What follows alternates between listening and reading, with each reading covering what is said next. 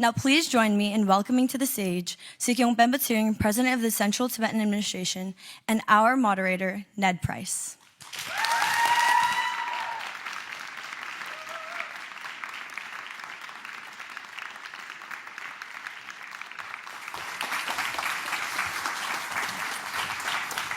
Well, I want to once again thank the Sikyong for being here tonight, not only in the midst of what is a very busy month-long travel schedule across Europe and North America, but also for rearranging his schedule on our behalf. I'll start with a few questions of my own, and then, of course, as we always do here in the forum, we'll open it up to audience questions towards the latter half of this evening. But if I could, I want to start by asking about your rather unique project. And I think it's fair to call it a project because in so many ways, Tibet and the cause for which you are striving, it's bigger than any one country, it's bigger than any one autonomous region.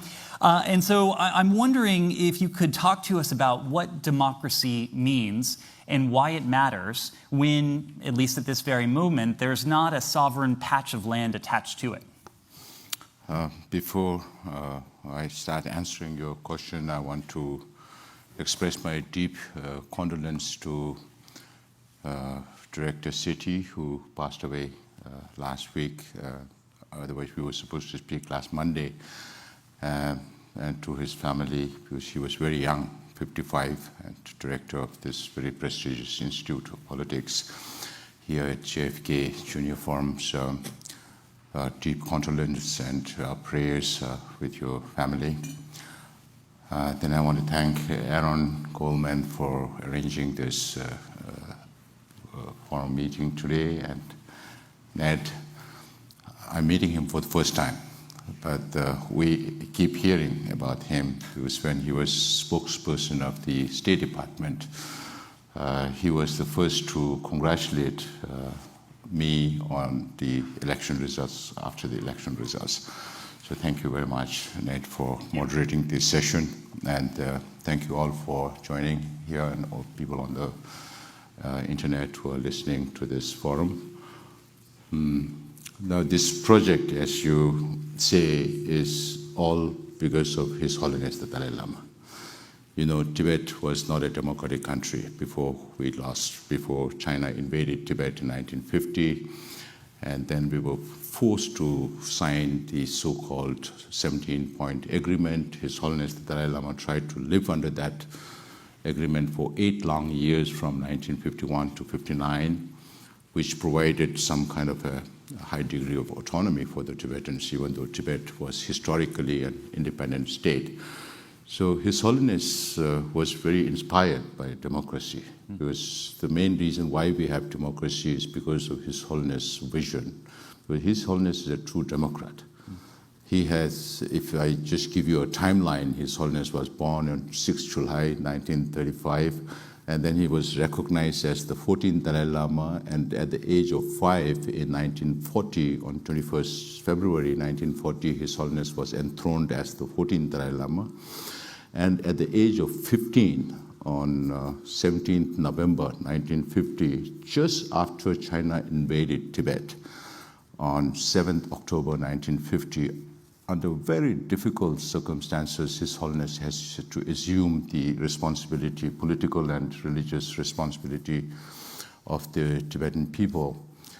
And then we were forced to sign this 17-point agreement. Then His Holiness had the occasion to visit China in 1954-55, met with Mao Zedong, Zhou Enlai, Zhu De, and all the leaders, Chinese leadership those days, and also saw how communist government functioned.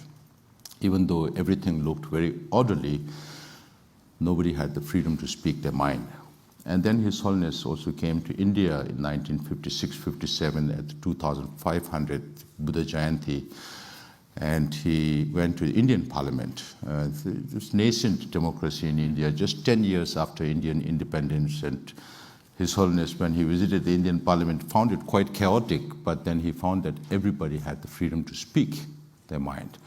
So not even 1 year after coming into exile, on 3rd February 1960, His Holiness arrived on Indian soil on 31st March 1959. So not even 1 year after coming into exile, under very, very difficult circumstances, having to look after the welfare of some 85,000 Tibetans who followed or preceded His Holiness.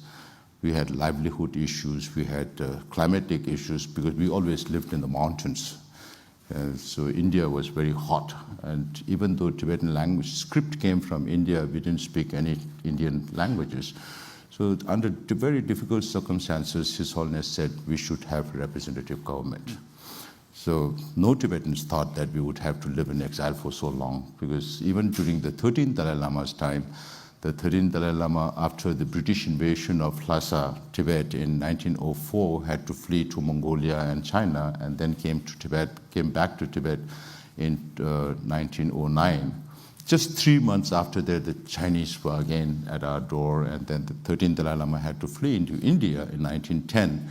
And 2 years later, he returned back to Tibet. So everybody thought that during the 14th Dalai Lama's time also we would return back to Tibet. But His Holiness was always a visionary and also a true democrat. That is why he started this project, this democratic process. And in the beginning, it was very difficult, because Tibetans had no idea what democracy meant, what organs of democracy you need for fully functional democratic polity. But we started working from scratch. The first 6 years, Parliament was there, but Parliament couldn't do its job because they didn't know what they had to do. So one step at a time. The first 30 years was very difficult, and we had to face a lot of challenges in the form of gradually, the gradual evolution of Tibetan democracy in exile. Then late 80s, His Holiness said we need to bring in more changes, because we are still a partyless democracy. So His Holiness said whether we should have political parties or not, whether we should have bicameral houses or not, or whether we should increase the number of members or not. But we couldn't agree on anything other than increasing the number. So by 1991, we had a fully functional legislative body, the Tibetan Parliament in exile. Then 10 years after that, again, His Holiness said, I'm not going to live forever. We have to bring in more change.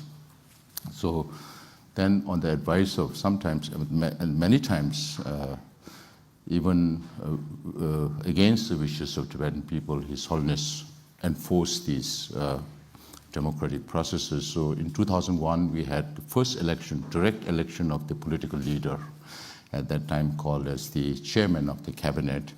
And then 10 years later, His Holiness said, now I'm going to devolve all my administrative and political responsibilities. By that time, I was the Speaker of the Parliament in exile, and I accompanied His Holiness the Dalai Lama along with my predecessor, Lobsang Sengye, at the Hill here in the United States.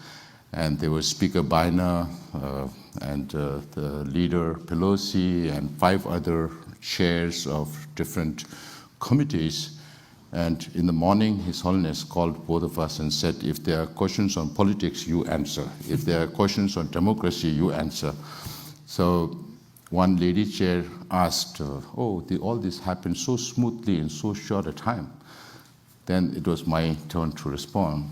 And I said, maybe from your perspective, you saw it that way, but as Speaker and as Parliament, we were in a very difficult position. On the one hand, you have the aspirations of Tibetan people who wants His Holiness to continue with his responsibilities.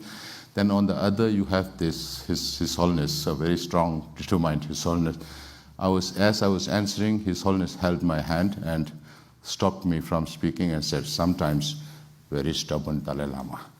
So that is how he brought about all these democratic reforms, and we often get asked a lot of questions when His Holiness is not around, what will you do? So His Holiness has been preparing us for the last 65 years to carry on the responsibility even when he's not there.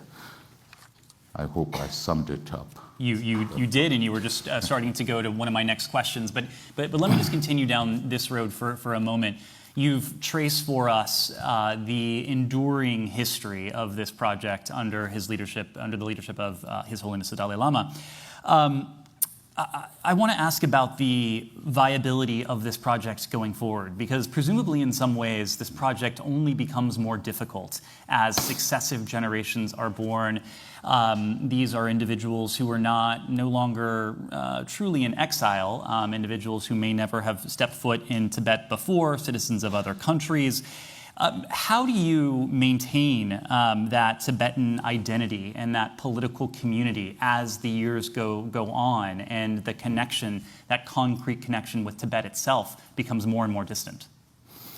Now, going forward, if I go back a little bit also in 2001, when we had direct election of the Kalan Chiba, the head of the cabinet, and then His Holiness started saying, I'm semi-retired. Then in 2011, he fully kind of retired from both political and administrative responsibilities.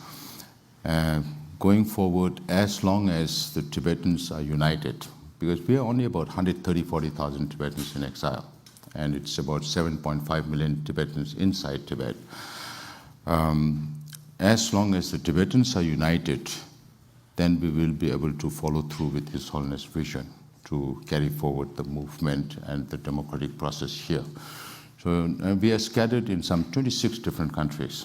Now as Sikyong, during these 5 years, I promised my people that I will visit every Tibetan community 2 times in 5 years. That also is a challenge, because you have to go from New Zealand to Australia to Japan to India, Asia, and Europe, and North America.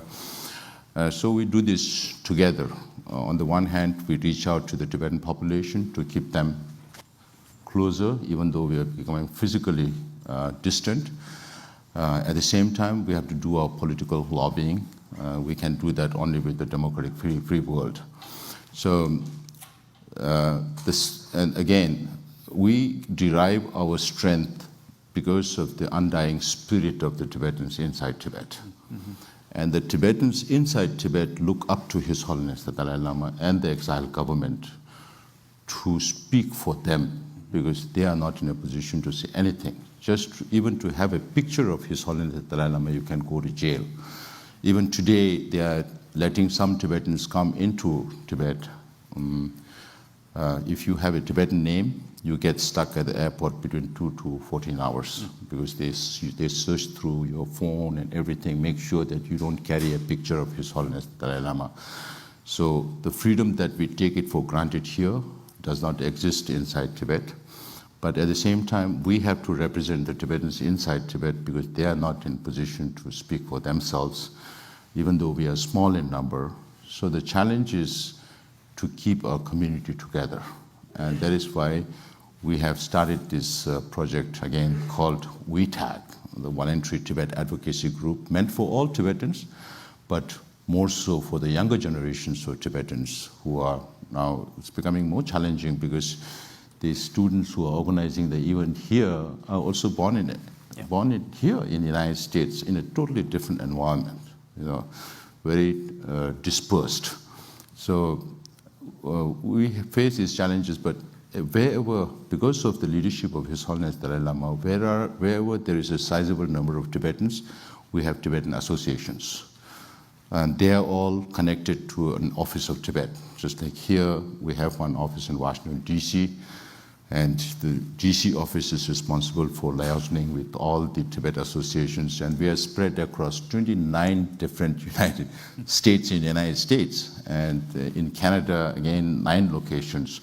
So it is definitely a challenge, but we have to keep it going, and His Holiness has prepared us to do this over the last 65 years.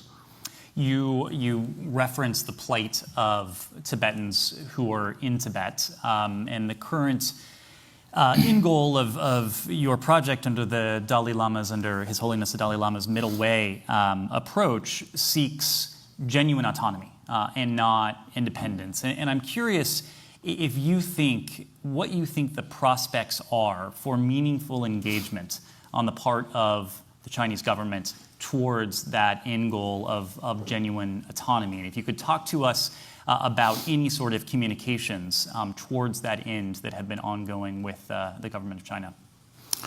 We do have some kind of a back channel, but it's not worth or not consequential in any way that can lead to, if you look at what President Xi Jinping is doing to Tibet today, from 2009 to 2022, 157 Tibetans have self-immolated inside Tibet. And most of them are between the age of 17 to 35. They have never witnessed independent Tibet. They have never witnessed the 10 long years of cultural revolution when the Communist Chinese government destroyed some 6,000 Tibetan monasteries and 1.2 million Tibetans died as a direct or indirect result of China's occupation. Now, even today, the whole policy is based on if there are no nationalities, then there won't be nationality issues. So when you say when there are no nationalities, you cannot kill all the Tibetans, you cannot kill all the Uyghurs, you cannot kill all the Mongols. So what they do is they strike at the very root of our identity. That's the language, religion, and culture. So Chinese government has established these colonial-style boarding schools wherein there are about 1 million Tibetan children put in these boarding schools away from their family, away from their culture, away from their language. You are taught only Mandarin, loyalty to the Communist Party. So this is going to be very, very consequential if this continues for another 2-3 decades down the line for the Tibetans, because one whole generation of Tibetans would be turned into Chinese. Like you have the Australian lost generation, you have the issues with residential schools, First Nation people in Canada. So when you tell that to the Chinese government, then they respond, oh, how did the Americans treat their natives? Or how did the Canadians with the First Nations, or the Australians with the Aboriginals and the Torres Strait Islanders, or the New Zealanders with the Maoris, and even Sami people in the Scandinavia. So they know what these countries did was wrong, and these countries also recognize what they did was wrong and trying to make up for the historical wrongs they did. But the Chinese government is knowingly, deliberately doing it to the Tibetans. So there are a lot more issues that confronts us. With the Chinese government, I only say, because His Holiness adopted this middle way policy. And His Holiness always appreciated the larger interests of humanity. Mm-hmm. And His Holiness always appreciated the concept of European Union. And His Holiness used to say that if it had not been for the concept of European Union, Europeans would still be fighting and killing each other. So if that can be applied to Europe, then why not Tibet with China? Because we lived with the Chinese people, we lived with Nepalese, Bhutanese, Indians, Uyghurs, Mongols for centuries in peace. There have been very few wars. It's not possible to have too much war on Tibet also, because Tibet is the roof of the world. The average altitude is about 16,010 feet above sea level. So it's called the third pole by Chinese environmental scientists today. And it's also called as the water tower of Asia, because most of these major rivers in Asia originate from Tibet. So it's not easy for outsiders to come into Tibet. You need a robust physics to come into Tibet, to climb all those mountains, down valleys, and up mountain, down valleys. And it was not easy for Tibetans also to go out of Tibet. So Tibet remained isolated for very long, and His Holiness, in India you have this mythological monkey god called Hanuman, who is supposed to have powers to lift mountains. So we don't have a Hanuman to lift Tibet out of that place and put it somewhere in the Atlantic or Pacific near United States. So whenever we get to go back, we have to live with Chinese, with Nepalese, Indians as neighbors. So if we have to live as neighbors, then why don't we live in peace with each other? Why you end up fighting with each other all the time? So that is His Holiness' vision, to find a negotiated, mutually beneficial, because Tibet is landlocked and it's huge. It's 1/4 of China's land size. China is 9.7 million square kilometers. Tibet is about 2.5 million square kilometers. It's a little bigger than Mexico as a country. So it has its geopolitical importance, it has its environmental importance, and most importantly, it has its Buddhist values, which is based on non-violence and compassion. So if we cultivate these messages of His Holiness keeps saying, I'm just one among the 8 billion people in this world. So as one human being, My job is to promote human values. And then His Holiness says, I'm a simple Buddhist monk. And then he promotes interreligious harmony. He says, practice your own religion, but respect all other religions. So in these days, you find a lot of wars and conflicts also because of religion, which is supposed to bring peace of mind. It's turning out to be other way around. And also this Buddhist culture based on non-violence and compassion. As we speak, there are so many violent conflicts going around in this world. And we celebrated His Holiness' 90th birthday this year. And we are celebrating the whole year as Year of Compassion to spread the message of love, forgiveness that every major religion talks about. Politicians, they would say, I'm Christian, I'm Muslim, I'm Buddhist. But do they really practice what their religion teach them? So politicians have to first learn from their root, their religion, which defines what you are today. That is why His Holiness is trying to seek a mutually beneficial solution. So when His Holiness says middle, then there has to be ends to it. So the middle way is not gaining as much traction as possible because the Chinese leaders are not sensible enough. That's why sometimes I jokingly say, if you have good hospitals here, we'll bring one Chinese leader after another, do brain surgery and put common sense and send them back. That's all they need. They don't need anything else. Because His Holiness is not asking for independence. Because sovereignty is a major concern of the Chinese government. We have addressed that. But still, they keep calling His Holiness a separatist. Now they call me also a separatist. So I keep sending back messages. Who really wants Tibet to be separated from China? Is it His Holiness the Dalai Lama who has been saying middle way, middle way, middle way, like we chant Om Mani Padme Hum as a mantra? Or the Chinese government, despite His Holiness' willingness and commitment to the middle way, keeps calling him a separatist, separatist, separatist? So it's the Chinese government who wants Tibet to be separated from China. They're still very worried about their sovereignty. I was telling Ned just before coming here that we have these briefs of information that is happening inside Tibet. There's still a lot of classes and workshops and things happening, indoctrination and all that. And they're still worried about Tibet being separated from China. So if that is the case, then they should be working more closely with His Holiness, who's addressing all these problems. So as a political leader now, we decided to focus on the ends. So for the ends of this middle way, which Ned talked about, genuine autonomy, because Tibet is already called Tibet Autonomous Region, Tibet Autonomous Prefecture, Tibet Autonomous County, but there's no real autonomy there. And one end is the historical status of Tibet as an independent state. Tibet has always been an independent state, not directly run by any government, including China. Of course, there has been influences. If you talk about any history of any nation, when I visit Eastern Europe, they say, oh, you have more historical right to be independent than any of our countries here. So, historical status of Tibet. And the other one is the current situation of occupied Tibet under the repressive Chinese government. So we are trying to find a middle way where we can have the freedom to protect our language, to preserve our culture, our religion, practice our religion, and more importantly, to protect our environment.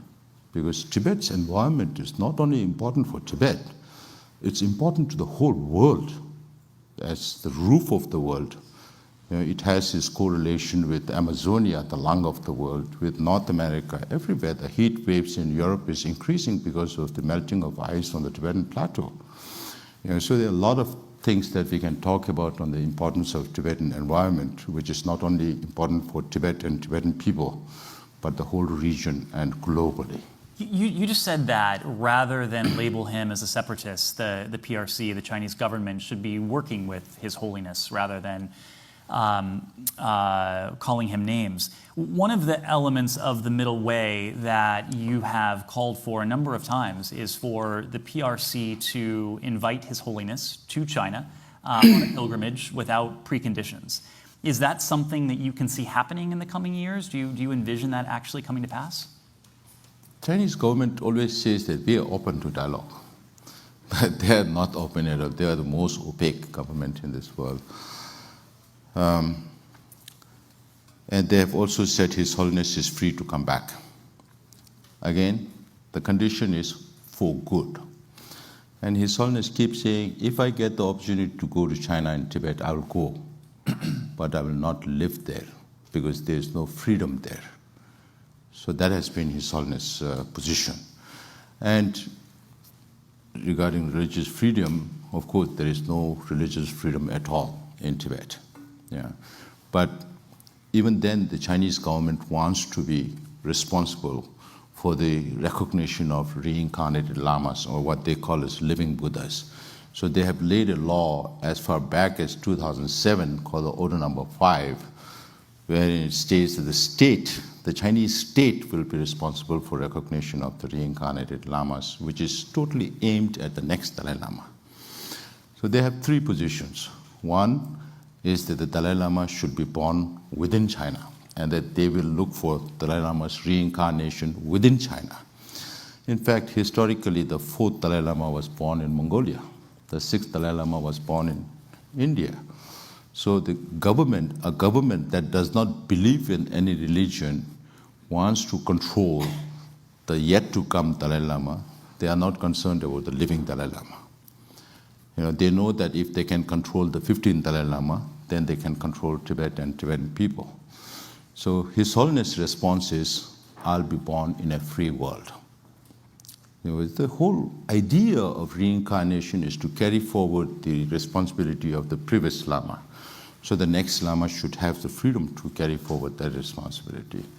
The second position of the Chinese government is that by tradition, the Dalai Lama has to be chosen through a golden urn. And that is supposed to have been introduced in 1793 during the Qing dynasty, when there was some influence over the Tibetans, or Tibet, because Qing were more powerful between 1735 to 1795. And when we had a war with Nepal, we invited the Qings to help us, and then they are supposed to have introduced, but there's no document to prove that. So my response to all this is, before 1793, there have been 8 Dalai Lamas who have been chosen through the real traditional Buddhist traditional means. So does the Chinese government to say that the 8 Dalai Lamas before that were not Dalai Lamas? In that case, there cannot be a 9th Dalai Lama also. So if the golden urn was supposed to have been introduced in 1793, it should have been used during the 9th Dalai Lama, because that was immediately after that. It was not used for the Dalai, it was rarely used, and lately we found by 1995, they used the golden urn to choose the 11th Panchen Lama, which was again manipulated. There are evidence to show that it was completely manipulated to make sure that the 6-year-old boy chosen by the Dalai Lama is not selected. And they put their own name with something at the bottom, so they know what to pick. So you have a Chinese appointed Dalai Lama and a Panchen Lama, and a Panchen Lama recognized by His Holiness Dalai Lama. We still don't know whether he's alive or not. There have been a lot of inquiries from the international community, but China does not respond to all these questions. Then the third thing is, the Chinese government says, just this order, based on this Order Number 5, that it's the rule of the government that the lamas should be recognized by the state. So His Holiness responds to this. His Holiness always has very wise and humorous response to all difficult questions. So His Holiness says, if Chinese government is really serious about reincarnation, then they should study Buddhism first and believe in the concept of rebirth, life after death. And then he said, if they are still more serious, they should look for Mao Zedong's reincarnation first. He's no more with us. And Deng Xiaoping's reincarnation second. Now even Jiang Zemin is not with us. So they should look for these three, because they like to be worshipped. You find all these Chinese leaders up to Xi Jinping in the temples, in the monasteries of Tibet. Which means they want to be worshipped. They like to be worshipped. So in that case, Chinese government, then maybe the Dalai Lama. That is how His Holiness responds to all this difficult questions, and Chinese government is on very thin ice when it comes to all this history or with reincarnation issues. And I keep saying, even if there are two Dalai Lamas in future, one chosen by the Chinese government and one selected through traditional means by the Tibetans here in exile, it'll become like what has happened to the 11th Panchen Lama chosen by the Dalai Lama and chosen by the Chinese government. Well, so I want to ask you about that. You just laid out some of the PRC's supposed preconditions on His Holiness and the next Dalai Lama. Earlier this year, of course, His Holiness laid out his own succession plan, and he noted, just as you did, that his successor will be born in a free country, that only the Gaden Phodrang Trust will be responsible for choosing the next Dalai Lama, and he actually mentioned that the next Dalai Lama could be a woman as well, which I think was interesting. So I'm curious to hear more about that process, and notably if you could talk to us about the protections that will be in place to see to it that the PRC isn't able to interfere in the process the way they did with the Panchen Lama. The way it is now, it looks like we cannot stop Chinese government from interference. So we will have to do it our own way. And the only one document that is available on His Holiness reincarnation is a September 2011 document, where His Holiness says that when I reach the age of 90, then I would make a statement, which he did on 2nd of July this year, just before his 90th birthday on July 16th. His Holiness has responded to his reincarnation depending on who's asking the questions. As you said, when he's asked whether the 15th Dalai Lama could be a woman, His Holiness says, why not? Because women, and especially mothers, have a natural compassionate tendency towards their children. And when His Holiness is asked whether it could be an emanation, which means appointing somebody as your successor before your death, His Holiness says that is also possible because it had happened in Tibet before. And sometimes His Holiness even said that I could be the last Dalai Lama, because His Holiness says it's good to end on a high note. This 14th Dalai Lama did well, at least in this world. So His Holiness has responded in different ways, but one thing that has been very consistent since 1968 was that His Holiness always said whether there should be a next Dalai Lama or not will be decided by the Tibetan people.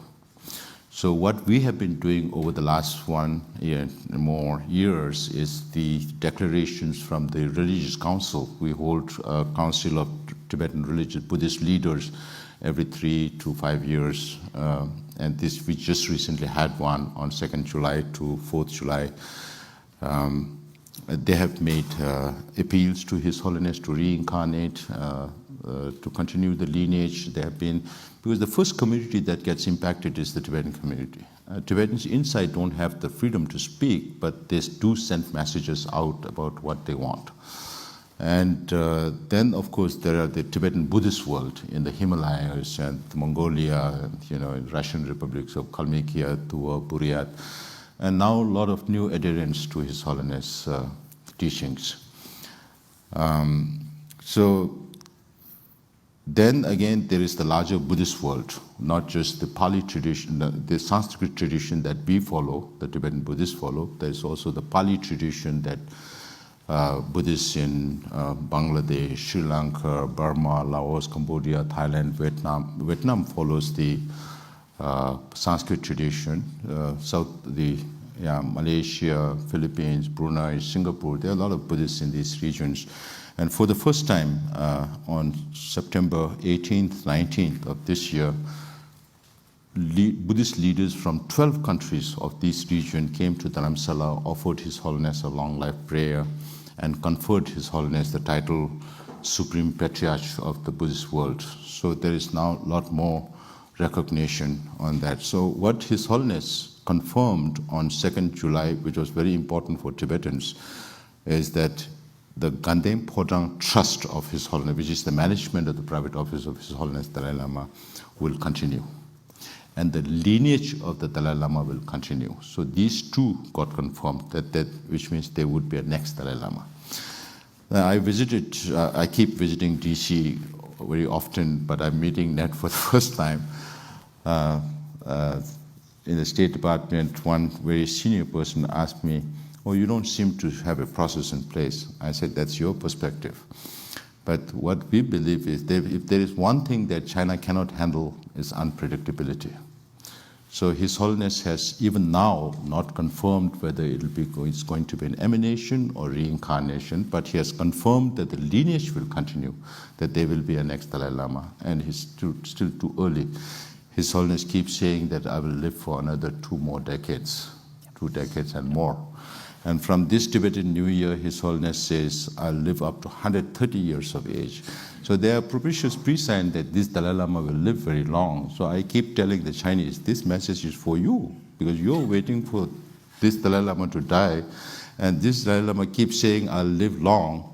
So let us see whether His Holiness the Dalai Lama outlives the Communist Party or the Communist Party outlives His Holiness. Well, we all hope His Holiness is right. I almost feel like asking about geopolitics and international politics will bring the conversation down when we're talking about His Holiness and democracy and human rights. But two quick questions for you on geopolitics. Number one, the rapprochement between India and China. And I'm curious if you think that the warming of relations could imperil the status of the CTA in your operations in Dharamsala. And then second, I would just be curious to hear about the status of your relations with the Trump administration and the response that you've had from the current administration as you've been here in the United States. Now, in global politics, a lot of things happen after every election, and you have different personality with different approaches. I don't want to comment on all those good or bad of it, but I just want to let you know that we exist as a government in exile because of Government of India.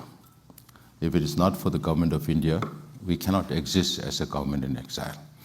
So it's because of the generosity and also because of our historical, cultural, linguistic relationship, the historical relationship between India. And India is very proud to tell the world that we are giving refuge to the Tibetans. We are also giving humanitarian support for the Tibetans. Of course, we would like to have better political support, but then when there are new global dynamics happening, political dynamics happening, there will be a lot of changes also. And I think you know better than me as a diplomat that there will be a lot of optics also. So what I suggest is let us watch this over a longer period, because India and the United States are natural allies. Both are democracies. Both are big nations. So this has to, it has to evolve and it has to settle down somewhere. So I'm not too much worried about what's happening between China and India, India and Russia, because there are historical factors between India and Russia, but with India and China, as we speak, even after all these optics that has been happening, we are still hearing a lot of news about China strengthening its, border policies on the Himalayan side of Tibet. So, and India is also training Mongolian border patrols. So there are a lot of things you will see. I think you will have to look at it from a more holistic point of view. And with the US, whether it's the Trump administration or the Biden administration before that, whether it's a Democratic administration in place or a Republican administration in place, fortunately for the Tibetans, if there is one issue that can bring both the Republicans and Democrats together on the Hill, it's Tibet. So we have always enjoyed very good support both from the Democrat side and the Republican side, and we also make sure that we reach out to both the sides in the Congress as well as with every administration that comes in.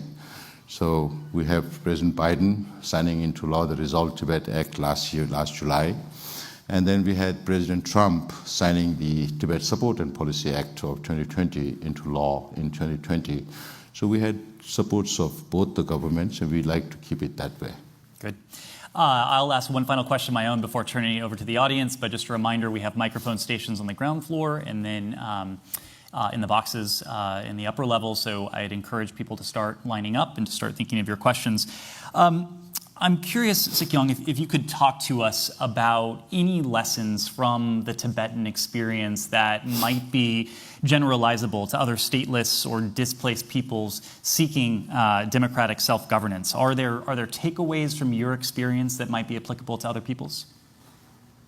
We have amongst those people who are suffering the same fate as we, with Uyghurs, with the East Turkestanis, with the Mongolians. Now they are a very small population inside southern Mongolia, which is under the control of China.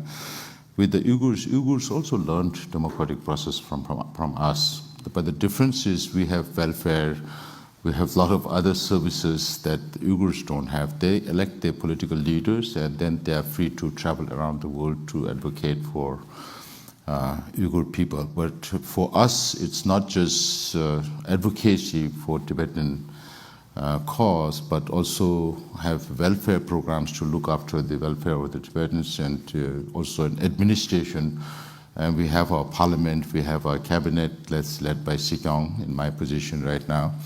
We have parliament, we have our Supreme Justice Commission, which functions more like an arbitration rather than a court, even though we do follow all due processes of law. We have to conform to Indian law, so we don't handle criminal cases. We have our election commission, we have our public service commission, we have our Auditor General's office, so we are very proud to say that we have no corruption, even though Xi Jinping has been fighting corruption over the last 11, 12 years and promoting corruption elsewhere around the world, but still not able to control corruption. But I also joke saying that we don't have enough money for corruption also. So we have all these institutions. We have religion and culture department, we have home department, education department, security, health, finance, information and international relations with offices from Tokyo to Canberra to Taipei, Delhi, Pretoria, Moscow. Now it's closed. It's almost like closed. We have offices in London, Geneva, small office in Paris, also in Brussels, Sao Paulo, Washington, D.C., and Pretoria. So that's how we try to function.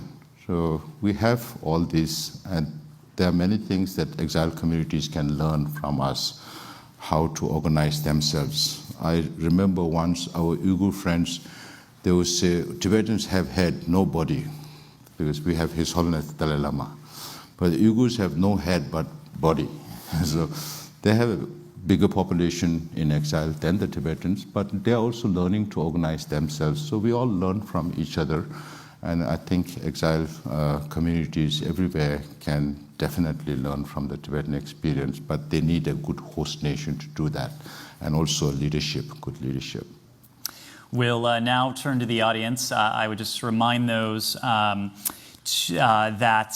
those who wish to ask a question, that a question is defined as a sentence that ends in a question mark. I would also ask questioners to be as brief as possible so we can take as many questions as possible. And again, we have microphones on the first floor and then up there as well. So we'll start right here. Go ahead. Prime Minister, thank you so much for being here. My name is Enrique. I'm from Brazil, and a couple of years ago, I've attended His Holiness teachings in Dharamshala, and one of the things that he said that was very humbling was that in a way, the fact that he left Tibet allowed him to spread the word of Buddhism, to spread bodhicitta across the world, and those teachings. And my question is, how do you personally deal with the possible, anger, sadness, resentment of being abroad and having so many friends and family and people still living in Tibet and suffering? Thank you. We always like to look at the brighter side of things, because it doesn't help to be sad all the time that you lost your country. Yes, it's bad for the Tibetans. But the world gained the Dalai Lama. So we try to look at the brighter side of things, as always. And Buddhism teaches us not to hate your enemies. We don't want to even call China our enemies. We call them opponents. So that's how we try to control our emotions. So sometimes I also face a lot of questions from my parliament. But I control my emotions, and I say this is my retreat period. When the parliament is in session, then I'm in retreat. I practice my compassion, I practice my, all other emotions to handle all the bad inflictions. So that is what religion, spirituality teach you. If the intention of the other person is to make you angry, and if you become angry, then that other person's motivation is achieved. If you don't become angry, then they're left with nothing to say. That's how I try to respond. And if you understand Tibetan, watch our parliament session, I try to control my emotions through the Buddhist way, just as His Holiness. Because when we were younger, of course, we were emotionally charged. I used to think like I would be willing to kill any Chinese because they did so much for our, they killed so many Tibetans, they destroyed our culture, religion, and all that. But then His Holiness said, even Chinese people are human beings. So we are all human beings, whether you are white, black, brown, yellow, whatever, whichever country you come from, we are all same human beings, and we have the same human intellect. And His Holiness also uses, even the small, I call it nuggets of wisdom. His Holiness says, for me, it doesn't matter whether I'm meeting a president or a prime minister or a pauper on the way. Everybody is human.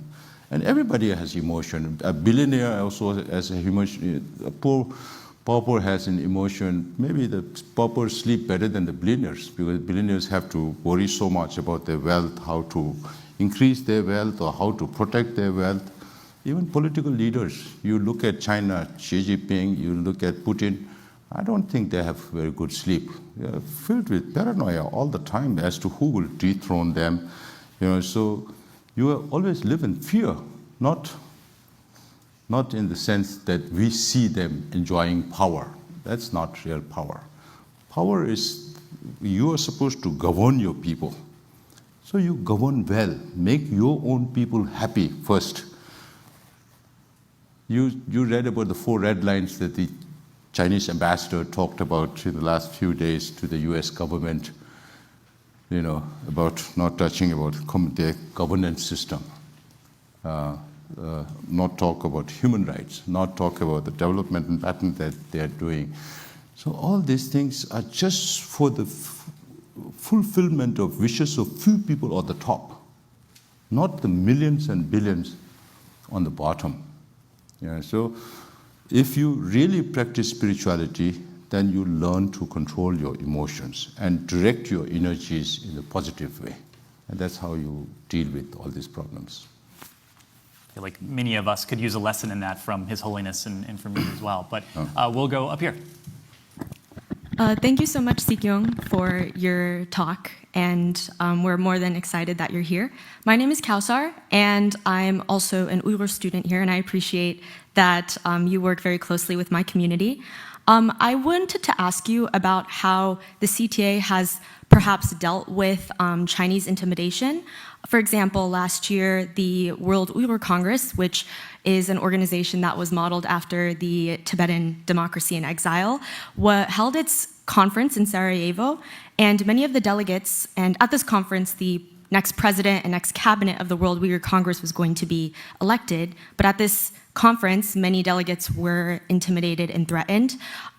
Many actually received death threats of photographs of guns sent from unknown numbers, saying that if they were to continue to go to this conference, that they would be faced with death.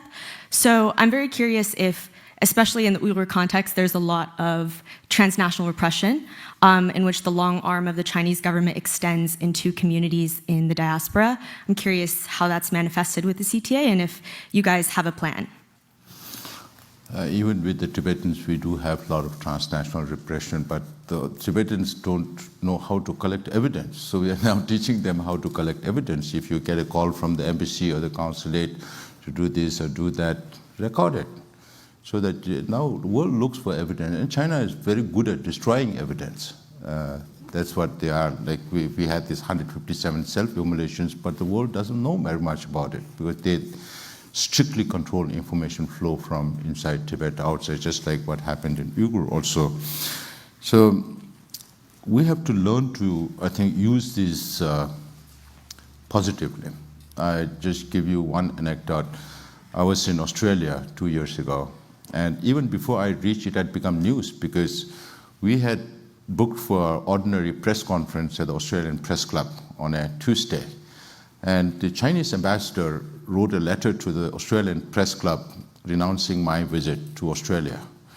So this, because of that, the press club didn't like it. When our representative went to the press club to work out the details, then they started saying, why don't you do it on a Wednesday? Because Wednesday it'll go on ABC Live.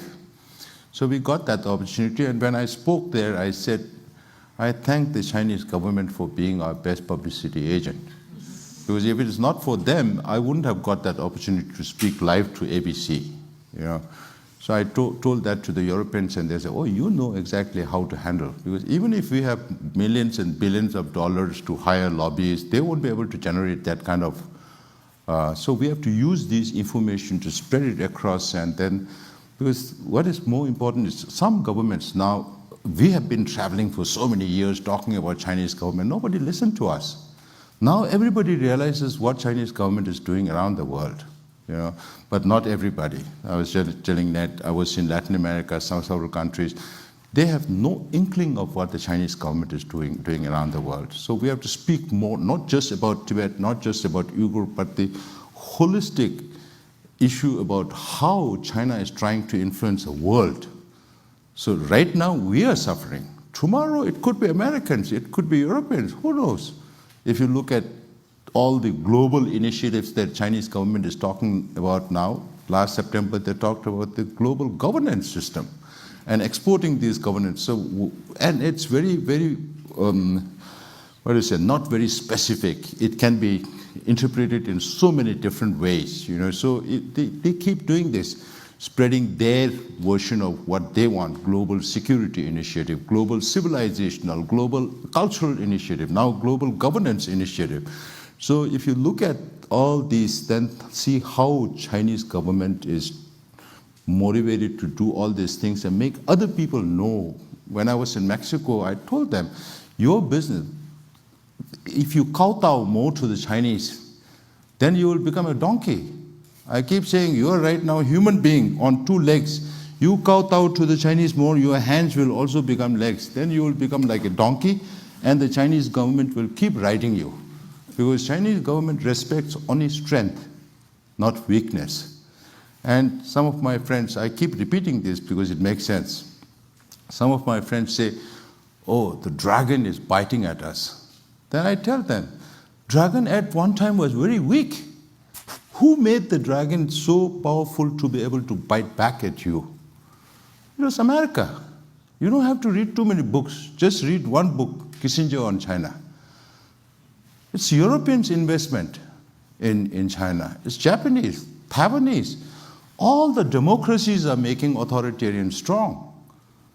You know, now knowing that the dragon is biting at you, if you still keep feeding the dragon, then whose fault is it? So these are the things that we need to tell the world about what China is doing in Asia with the Belt and Road Initiative, creating all these dead economies, taking over strategic ports and airports in the region for them to gain more leverage militarily, you know, around the world. What China is doing with its hegemonistic ambitions in Asia, with Japan having to spend more, even being a pacifist state, Taiwan has to spend. New Zealand, for New Zealand, security was never an issue. Now it is becoming one. For Australia also, it was never. Now they are buying 7 nuclear submarines to protect against whom? China. Then you have these ongoing problems with Philippines and China and all these South China countries, Malaysia, Vietnam, Brunei. Even India now is spending so much money on the Himalayas, because I keep traveling from Arunachal Pradesh to Ladakh, you know, to fulfill my emotional needs and also to take care of my people, because I was born outside Tibet, never seen Tibet, so I go on the border to see Tibet from the border over the fence.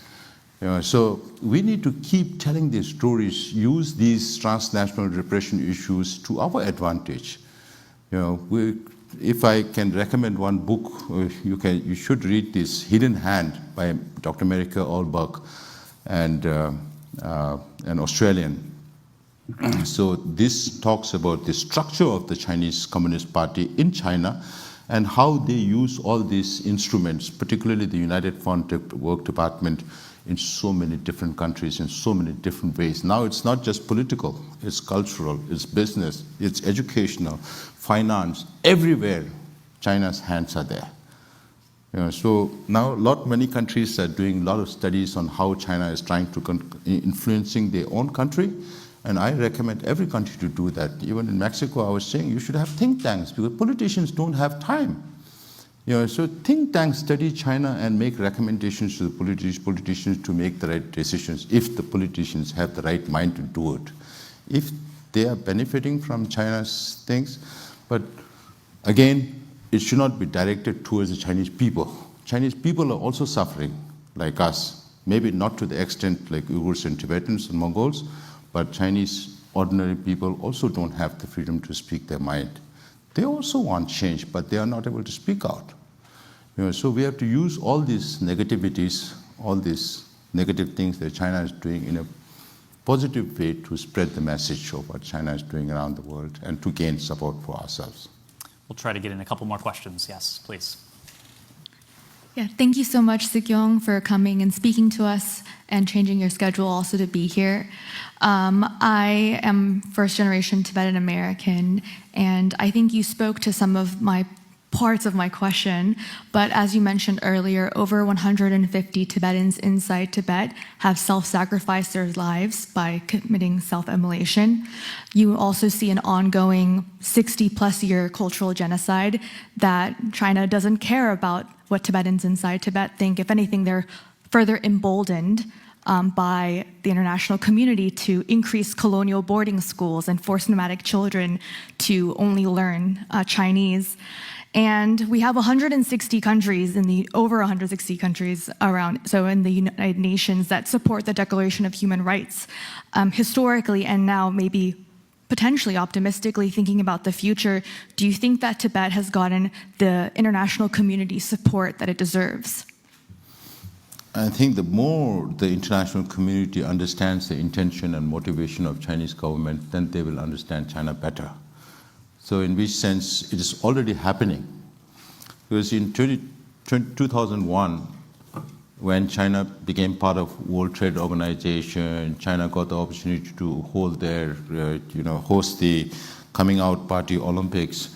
Everybody thought that if China becomes part of the global society, they would become more responsible. But it didn't happen the way the free world thought it will. Now, we have to make that known, what China is doing internally, domestically.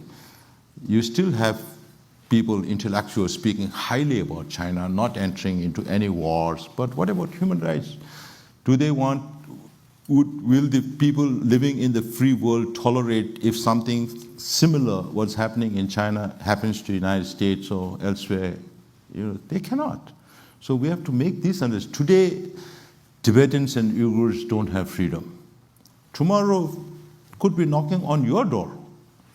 Even here, it's not very, in Latin America, you have Cuba, you have Maduro, and all this. In Eastern Europe, now you have some countries who struggle so much to gain freedom from Soviet Union, but they're going back into the old fold.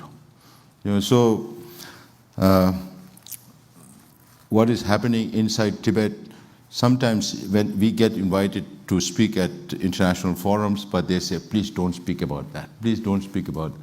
So people are doing a lot of self-censorship also. So these, I think we have to discourage. We have to learn to stand up against authoritarianism, whether we like it or not.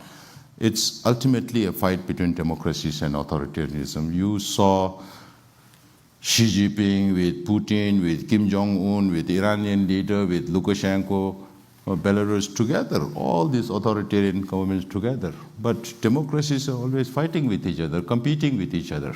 You know, I keep telling the Europeans, you need a common foreign policy or you need a common economic policy. Otherwise, China will keep using the same instrument that the colonials used to use against the colonies of divide and rule, a carrot and stick. So everybody, all these democracies need to stick together and make sure, because if I expand a little more, because the dragon story, Mexico, small country, has 115 billion trade deficit with China. The United States has more than 300 billion trade deficit with China. 27 European countries have 400 billion trade deficit with China. So you add up all this, China has more than $1 trillion of worth of foreign currency reserve, which they splurge it on all the things that we don't want China to do. They spend it on military, they spend it on artificial intelligence, on space technology, on dual-use technology, on Belt and Road initiatives. Instead, they should be looking to, care more for their people, for the Chinese people. But they're doing all this to expand their hegemonic ambitions. So, yeah, they also organized what is called Tibet Forum just last month or 2 months back in Lhasa, inviting some leaders from 40 countries, everybody who sings praise of the Chinese government, not really realizing the truth behind that. And then you also have to understand that China has been fighting corruption inside China for the last 10, 12 years. Whereas they are promoting corruption everywhere else. You talk about former prime ministers, former foreign ministers, former ambassadors to China. Once they come back to their country, they get plum jobs in multinational companies that Chinese government owns. So that's also promoting corruption. So China always has a double face on everything. And we have to make the world know about all these things and then also keep our spirits high. As His Holiness says, never give up. We will never give up. We have to keep fighting. And there will be a day when there's freedom for Chinese people, for Tibetan people, for Uyghur people, and all other suppressed people around the world. And we should set an example of using non-violence as a means to resolve this. Not violence, because violence breeds more violence.